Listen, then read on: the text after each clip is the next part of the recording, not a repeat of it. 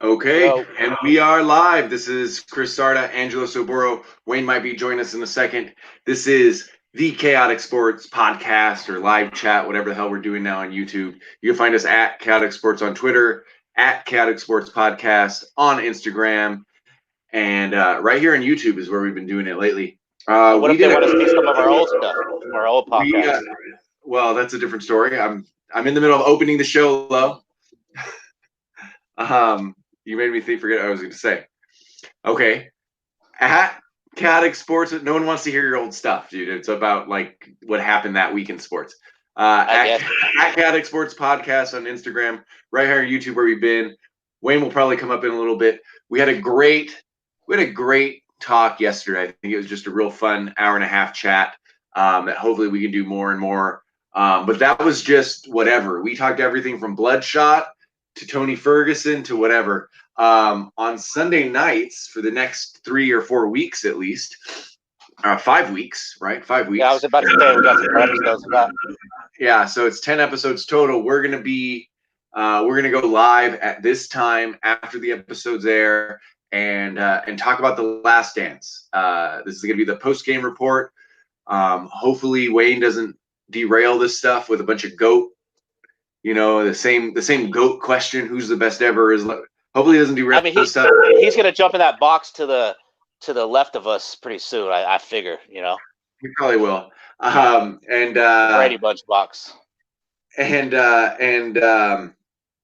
He'll, we're going to talk about the documentary that's done that I think is done pretty damn well. Epic music, gives you a real feel for it, and we'll talk about the length too for a little bit. But let's get right into it. Let's forget what we actually saw in the documentary, and let's talk about anticipation a little bit. I know you, in our group at least, you were the most excited. I kept thinking it was like in another week or something, and you told me yesterday, oh, that's the Last Dance is Yeah, coming up. well, you were trying to make a show. What about the anticipate? We're talking about the anticipation, the excitement, especially in this climate where we don't have a lot of sports right now. I mean, that was part of it. You probably forgot about it. You're busy with family stuff or whatever, trying to make a living, other stuff. But that, like a month ago, we had anticipation for about how long? About 2-3 months. I mean, we knew about this like how long ago? I feel like 4 or 5 months ago. I mean, not 4 or 5 months ago because it's supposed to come out in May. Oh no, we knew about No, it they for a moved long it time. up. You're right. Yeah, they moved it up. Yeah, They moved it yeah. up. So it was only about a month and a half that we knew they were moving it up because Yeah, of and the then whole COVID thing. exactly. So there was a different anticipation from the original anticipation. It was still a big series, a big thing, but because you have like no sports, nothing's happened lately, and that was a big deal. Like the Last Dance, that was a big. So I think there was a pretty. The anticipation grew larger and larger as uh as the deaths grew larger and larger. You know what I'm saying? Like That's, that's yeah, hey, I'm just saying, just straight up. I mean, because people are like, they want some normalcy. And if you watched the Bulls back in the day, or you were an athlete or a kid that watched sports, that's normalcy, right? I mean, that's how I feel. Like I heard that music, that intro music, that gave me goosebumps. The intro music, right? yeah. Not for the So song, not for the thing. I'm talking about the Bulls intro music. That's a good song right there.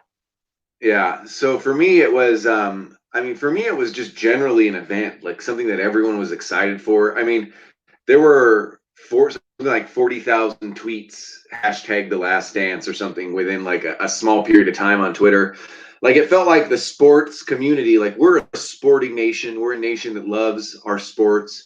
There's so many sports that are popular, and the country's so big that there's even sports that have these like little side excitement. Like there's a NASCAR crowd, there's an MMA crowd, and then of course the NFL, NBA, etc. are the biggest, including baseball and hockey to a certain extent. And we've had that taken away by this invisible virus, right?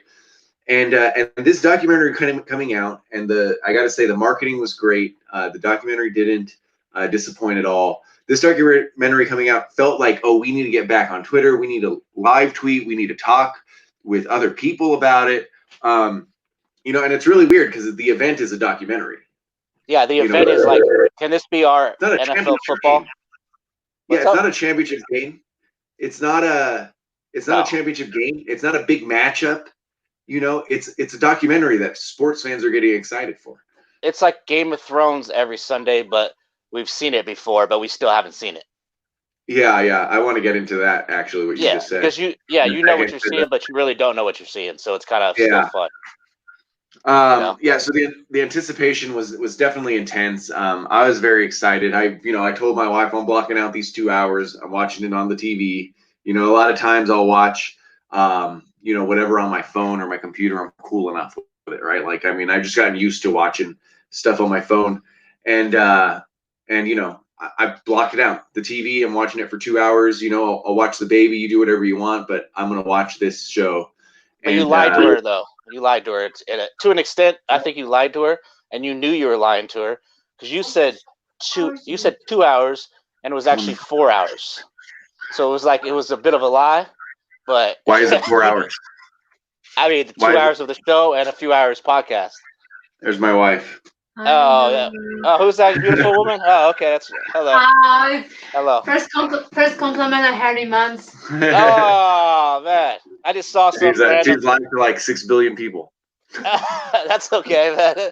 Hey, that knows that we're real. Like, you know what I'm saying? We keep it real. I don't care if there's 6 billion people watching, there's six. And there's probably Yeah. two. There's probably three Yeah. people watching this. You're one and No, I'm there's two. zero. And there's Yeah, a three. yeah. There's two people watching this right now, you and me. Not even Wayne is watching this, and he's part of this podcast right now. Yeah. She made me. Oh yeah. Okay, So here's what I was. I I was just saying the 2 to 4 hours probably. yeah. I don't know why you would say there was a lie. I said 2 hours and then I was gonna chat, but Okay.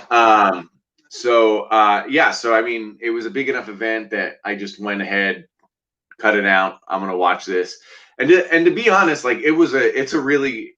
Here's the weird thing, and you touched on this a little before.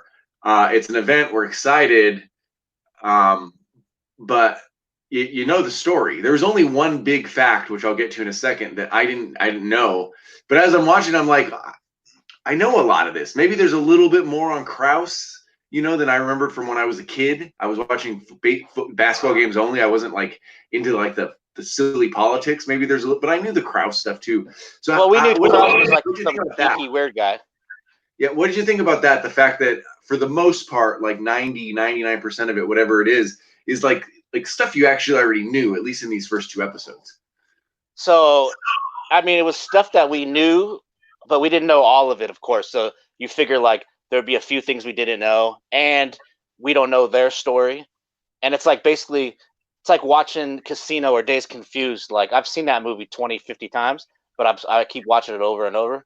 So like the Bulls dynasty was that great. The Bulls story was that good that you're gonna watch it a couple times, right? And this is the way they put it together is something new for us.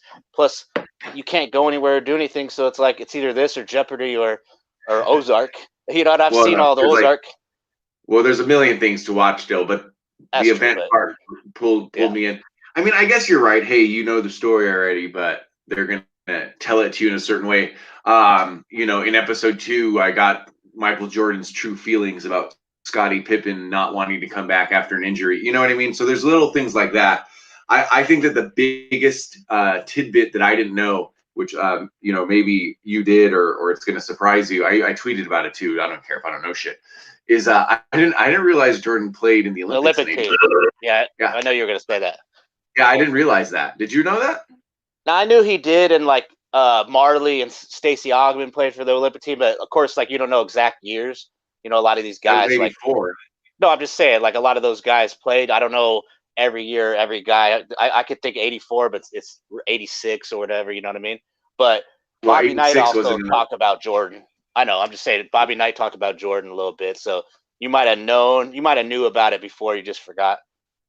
Yeah, I mean, it would have had to be 84. It would have had to be 84 because back then it was still only amateurs. It wasn't until 92 with the Dream Team that pros could play.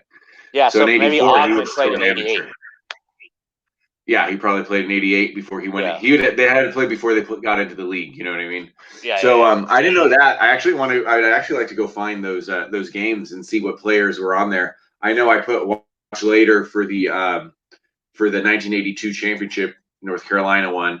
I don't think he won it his final year, right? I think Houston won it. I think Olajuwon won it, right? Yeah, you're right. And like that In 84 team, 84 team on the USA was like No. I mean I'm talking about Patrick I Ewing. switched to NCAA. Oh, NCAA championship in '84. I don't think North Carolina didn't win it that last year, wasn't no, it? I don't It think was so. Houston. It I was think you're Houston. right. I think Olajuwon won it, or the year before Olajuwon won it with Clyde. I can't remember now. Or it could have been like, when did NC State win it? That was later, eh? Like 86 or something. Who knows? I forget. That's a hard one. Yeah. Anyway, so the fact that you have this, this big event, we're excited about it. I felt for 2 hours, and this is going to be a 10-hour documentary. I felt for 2 hours that, man, I know a lot of this stuff. You're just telling it to me in a way. One of the things, one of the juicy bits. Well, we'll get into that later because that's something I hope for the future. How do you like the fact that the main thrust, Perry Comics, is in here? What's up, Perry? Thanks for showing up. So What's Perry Comics. Perry, by the way, literally he was in the chat yesterday. We were talking about Bloodshot. He does a lot of live reaction videos, and his channel shot up like in the last couple months. So we were talking about Bloodshot. When he left the chat, he literally went to go watch Bloodshot, and then he forgot Bloodshot was out. He's like, "Oh, Bloodshot's out on TV." Yeah, he edited the video in order, put it on his channel, and I watched it. I didn't watch Bloodshot, but I watched his reaction today with a bunch of people. So the go ahead. No, I was just gonna say, you watch the edited version, like reactions. Does it make you want to watch it more or less? It made you like not want to watch it, probably. Everyone in the chat was shitting on it. Yeah, you're like, oh, it's Vin Diesel's the main character. I forgot. Never mind. I'm not gonna watch it. I still thought it was okay. Yeah, I already know I'll like it, but yeah. So the main gist of doing this documentary, I mean, because there could be a 30 for 30, there probably is a 30 for 30 about Jordan, a bunch of them or something, right? The main gist of this is that a bunch of footage from the 97-98 champion or year finally got released. Like a film crew had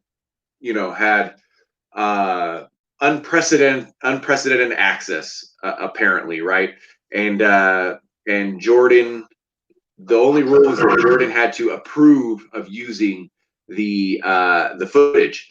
But with that said, you could only do so much for a single season, right? For a 10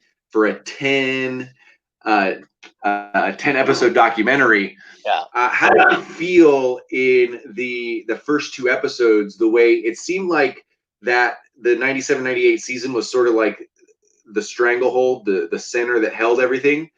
But they would jump to the past a lot. In the second episode, they jumped to Scottie Pippen's situation a lot. How do you feel about the structure of the documentary doing that? Well, first off, let me say, can I get a little more space? Give me my box, make my box a little bit bigger. Give me some more room I need a little bit more room on my left side here. I'm a little crept up. I mean, I didn't need that much space. I was just making it a two-man team because our co-host, our second guy, it doesn't matter. Too small. Yeah, we're good. Never mind. I have an area that I could see that it's saying like I'm in the show. I was thinking like I can get that out of there because Wade's not here. Never mind. Okay, so I kind of agree with you because I was thinking like, of course, that would be a great show if it was the Bulls dynasty, like 8-year show, right? 8-year documentary. Of course, that would have been an epic show. That we just got basically a 1-year film crew talking about past and present, right? We got a 1-year film crew talking about past and present of one season. Yeah. The last dance last season. It wasn't like a Bulls dynasty documentary, which would have been a little better, right? Is that what you're talking about? Sort of. I mean, I don't think it would have been better. The simple fact is that the reason they're doing this documentary is that footage got released finally. I mean, if they just there's a reason to do a documentary this way. Call it The Last Dance because that's what Phil called that last season. He called it The Last Dance. I love that part, by the way. Yeah, if you would have just done their 8 years or not from 91 to 98 or whatever, that's basically just a long 30 for 30, right? So I think what I was asking, and I'll comment on it after this, is hey, the whole entire point of this is that you got these, you finally got this footage, right? But the documentary seemed to be focused a lot on the past, like it's going into the past a lot, and then just coming back to 97, 98, going to the past, showing Jordan in North Carolina, showing the Scottie Pippen stuff, and then coming back to 1998. And I think my opinion is that it gives the documentary its own flavor, right? Like, hey, this is the last year. They're admitting that it's the last year. They're showing that the year before should have been the last year. This is the last dance, and the documentary jumping back is showing, basically it's like a flashback how we got here in the first place, Yeah, and then they just wanted to set it up, basically, is what yeah, it is too. and talk shit about Kraus the whole time too. You know what I mean? Yeah, So, but I just feel like that second episode, they're setting up the whole thing, so you might get less of that. You might get more in the moments on episode 4 and 5 and 6. yeah, well, we'll see. I'm sure it'll really like sort of gel together. It's sort of crazy though too, right? Because you used to have these documentaries, like a documentary needed, like people, maybe they were afraid you're going to be bored by it or something. A documentary had to be like hour and a half or an hour or something. The 30 for 30s are short. But lately it seems like you're getting a whole bunch of long documentaries. The Aaron Hernandez documentary was like, what, 5 episodes? Yeah. The OJ documentary that won the Oscar was like 10 a couple years ago. And now we're getting a 10 episode sort of series about, I mean, things we already know. Let's get into some more interesting stuff. This two just off kilter lines that don't matter seem to like set Twitter on fire, seem to excite people. One of them was, I'll start with the first one because there's not going to be too many comments on it. But when they put Obama on the screen, they called him a former Chicago resident. And Oh, Twitter, okay. I didn't even see. I saw that they said. Obama. Yeah. I mean, you're saying why didn't they put former president? No. Just that they called him a former Chicago resident, and Twitter went nothing about president. I didn't say anything about president. No, but why Former did they not? I'm just telling you, Twitter went crazy. They called him a former Chicago resident, and they started doing all these memes. Like there's one where like Jesus looks like he's being interviewed, and it said former Nazareth resident. So now it's people thought they were like fucking with him a little bit there. The second one that was really funny, and this one is going to be a little bit more discussion, is when Jordan first gets to the Bulls as a rookie. He went to the room where all the players were, and the interviewer said that Ryder had called it a traveling cocaine circus. The Bulls were a traveling cocaine circus, and it made Jordan laugh. Okay, so the probably other teams were also doing cocaine and drinking, right? Like that was like widely in like baseball. They're smoking cigarettes and whatever they're doing, right? Drinking I mean, that's before probably games in the happening dugout. today. No, it's probably happening today, but that was a big thing in like the 70s and 80s. Yeah, for sure. Yeah, that was kind of an interesting story though. I enjoyed that. He probably was like never seen nothing like that before, as far as like, and we wouldn't know that, right? Like the whole team. Basically, they said like the whole team was doing blow and whatever inside of a hotel room after the game, right? Yeah, and he walked in there, and everyone's doing cocaine. So my question is like he made himself out to be a little bit of a like he was clean. I mean, how true do you think that is as a youth? That he said he didn't drink at that time, he never did drugs, anything like that. That wasn't his scene, and that it made him feel a little bit alone. True or false? Jordan was. I mean, Jordan wasn't a partier. What, the NBA changed him to one? I mean, yeah. Usually it's like money and women and whatever like change you into one. So I think his time, like as he was coming up from college, he was making stuff happen and trying to be like the best player he can be, and he was on a mission, right? But once you have all the fame and you're on every magazine, every book, every TV station, you're the best of the best, you might dibble in some extracurricular activities, right? When you get a little older. So I I think it guess was that's what 100% happened. true. Yeah, I guess I mean, I guess so. I mean, later on, of course, he's known for drinking, maybe even having a problem with it. Obviously, the gambling too. I mean, do I believe it? I guess I do, just for the simple fact that basically, him and Kobe are probably the quintessential super focused guys, the guys Yeah. that the guys that show up at 4 a.m. to shoot free throws and whatnot. But I just thought it was interesting. Young kid, like, are you that focused? Are you that naive that you don't know that that's happening? Um, and I guess it catches some kids, but it didn't catch Michael Jordan. I mean, later on it did. The gambling did, but it didn't catch him at all.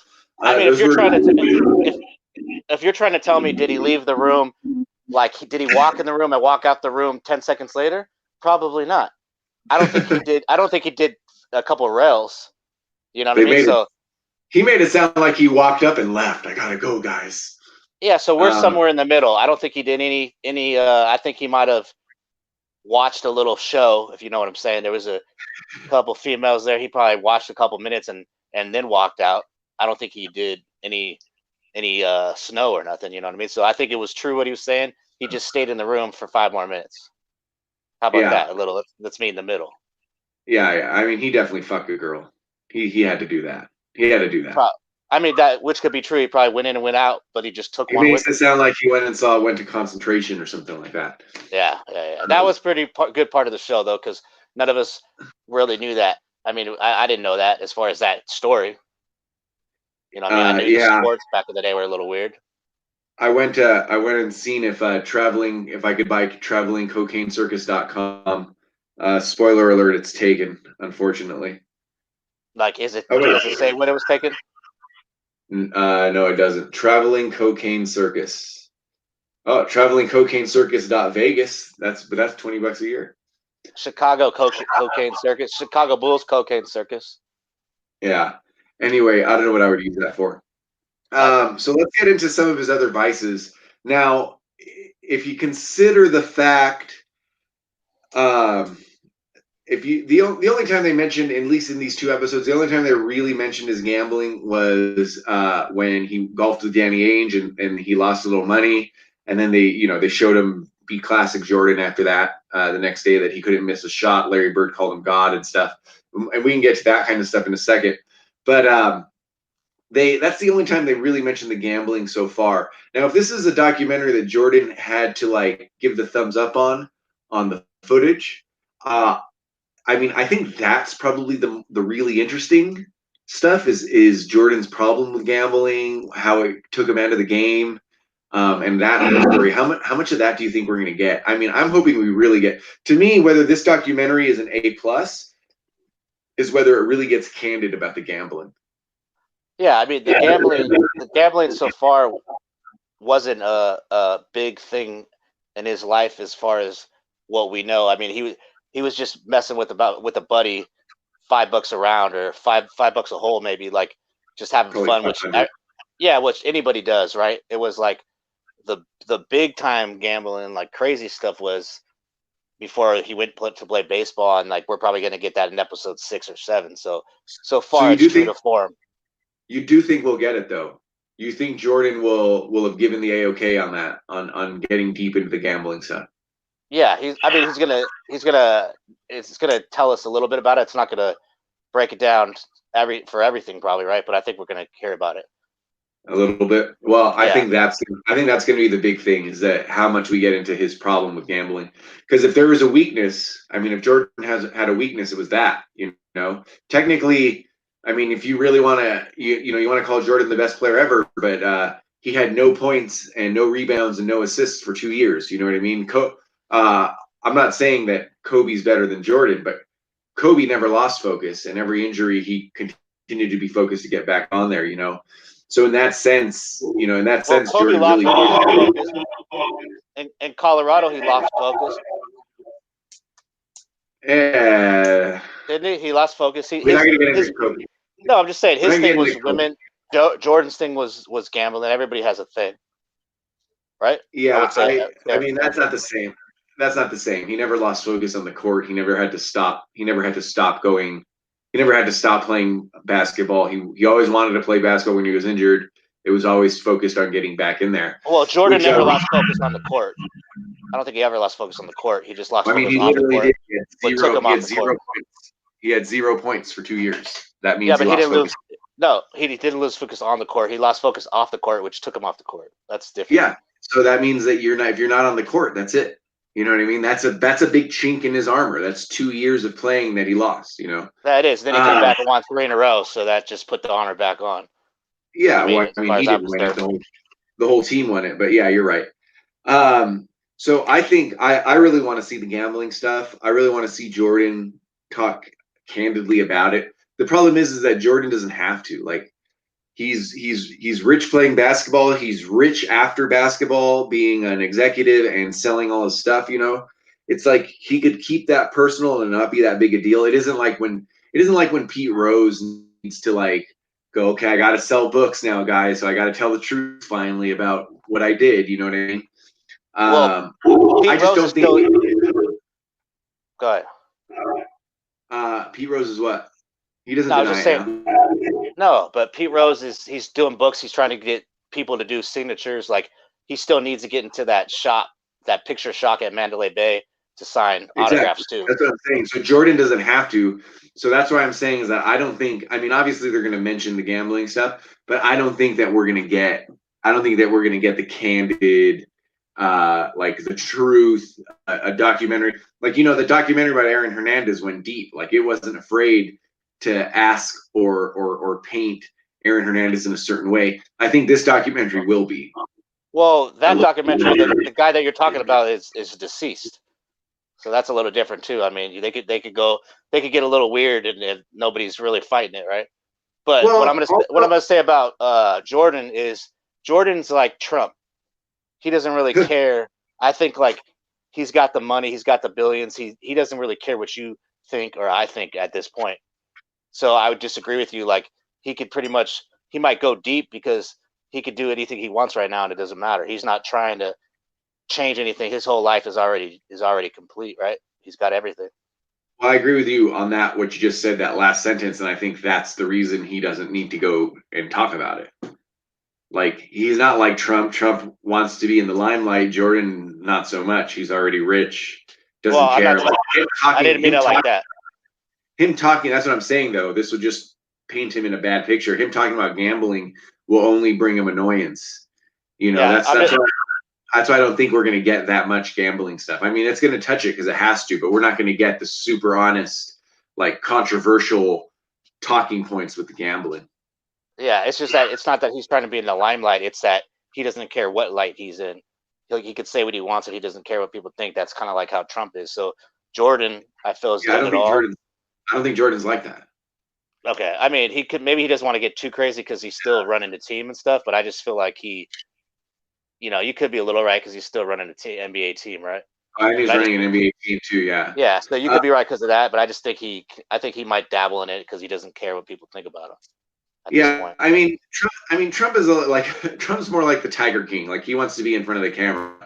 Jordan, he's used to being in front of the camera, but I don't feel like you hear about him every year. You don't hear about him every week. You know what I mean? He's just in every conversation because it's basketball and you're talking about GOAT and stuff. Like, this would bring some undue stress into his life. Since you're the Pippen guy, let's move on to the Pippen stuff. Basically, I was very excited. I was very happy about this, that all of episode 2, you know, it was in the context of Jordan, but all of episode 2 was basically about Scottie Pippen and his situation. You know, a lot of Jordan reaction to it. But why don't you talk a little bit about just general Scottie Pippen? I know you're a big fan. Tell me why you're a big fan, why you think he's so great. Yeah, so I enjoyed, the end of episode 2 was just basically like, he was like Watton saying, I ain't playing again unless something changes. Give me a suitcase full of money, or get Krause out of here, or something's got to change, or I'm not putting that jersey on again. I don't remember all the little contract talks. I remember some contract talks, but I remember the injury and Pippen being away and stuff like that. You know what I mean? And when he came back, you were pumped up, like, oh, Pippen's coming back. That was the dynamic duo. So it was like, once Pippen was going to come back, you're like, Bulls are about to run the table, and that's exactly what happened. I don't want to do like a spoiler alert for episode 3, 4, 5, 6, 7, 8, 9, 10. But the Bulls are about to explode when Scotty comes back. Scotty was the best number 2 probably of all time. I think. I mean, he was like. I think so. I think Jordan was so good that it made Pippen not look as good. If that makes any sense, or Pippen wasn't really Robin. He was just Robin when he played with Jordan. You know what I'm saying? Other than that, he was Batman and Captain America, whoever else you want to say he was. He was just Robin when he played with Jordan. I think you got to say that he's the best number 2 for the simple fact that, I mean, he was so good for so long and played with Jordan kind of thing. I mean, it's a little bit weird when you get into Golden State, right? And you got, I mean, those are 2 of the best players ever last year when Durant and Curry are yeah, Durant and Curry get on the court, and they only played 2 years. I don't even know who was number 2. You can argue about that, right? But yeah, I think that it is reasonable. It is reasonable to call Scottie Pippen the best number 2. He definitely would be a perennial all-star. In our conversations throughout the years, you've always been a big Scottie Pippen stan, a big fan, like pushing him. And I've thought that some of that talk was a little bit overrated. But with that said, I still think that he's he was an all-star. He could have led a team, et cetera, et cetera. Yeah, and it is fine. He was like, we've talked about this before. He was like Kevin Durant before Durant, LeBron before LeBron. I mean, I know he didn't have the big body, but he was the guy that he could guard your best. He was the best, like guard your best guy. He could block shots, dunk on you. He could pass. He could shoot. He was like he could play every position basically, right? Maybe not center, but he could still block a center. You know what I mean? He could still do stuff. You know what I mean? So that's why Pippen could do it all, I think. That's why I like Pippen, because he did it all. Yeah, and you'll see, as you say, no spoiler, but you see when Pippen comes back, he starts to tear it up. Now that injury, what do you do in that situation? Let's say you're a big Bulls fan. Let's say you live in Chicago. Are you okay with them trading Pippen? Do you dislike Pippen for being so poorly paid for so long? In a lot of ways, that probably kept the team together. Yeah, I mean, I'm upset that he didn't get paid, probably because that's why we're at this point, right? He should get paid a little better. Yeah, theoretically, though, that might have been one of the things that kept that team together, right? Yeah, that's true. Like if you got this guy that's a top 50 NBA player or whatever, or one of the best in the league, and he's in contract, and you got all this room to spend, to add, later on. I think the contract was already changed by here, but add guys like Tony Kukoc and stuff like that. That's a pretty big thing too. Like if Pippen would have made the money he deserved, he may not have been a Bull anymore. It may not have worked out that he was still on the Chicago Bulls. And then we have a completely different story about Michael Jordan. I'm surprised people that want to like no one wants to take away from Jordan, but people that think maybe that aura is too overrated. I'm surprised they don't point out that Scottie Pippen stuff that we're seeing right now in this second episode, that the Bulls were somewhat mediocre, not as great without Scottie Pippen, and then of course when Pippen comes, they turn it on the rest of the year. I mean, that is true. But those teams, like they still had Rodman, but Jordan would need some time to work out the kinks. He probably, yeah. I mean, Jordan probably needed another 2-3 weeks, and he probably could have worked it out. They would have got some W's without Pippen, but it was hard without. You need 2 to win it all, right? We all know that, right? You need at least 2. Yeah. You know what I'm saying? That hasn't changed for ever. I mean, in my mind, he had 3. I mean, without Pippen, Tony Kukoc is also a really good player. Probably could have been a number 2 on any team and a number 1 on a bad team, And Rodman. I mean, Rodman is definitely, Rodman was the perfect match. I mean, Rodman's a little bit like Draymond, right? A guy that doesn't need to score, but is a high level player, So I think that's something to think about, and even to talk about a little more is. Jordan's great, the best player ever, definitely the best guard ever, definitely the best scorer ever in a lot of people's minds. But hey, without Pippen, where is he? Does he have these championships? No, he doesn't. Probably doesn't have all six. He might have like one or two. You know what I'm saying? But Probably one or with two, something like that. yeah, Yeah, but I'm Phil. just saying, yeah. Yeah. But we all So know they all need him. Like you said about Rodman. Rodman's not good enough to be a two, even though he's probably the best rebounder of all time. It was like you're right about he's like Draymond Green. It was like Draymond Green is not the best number two out there.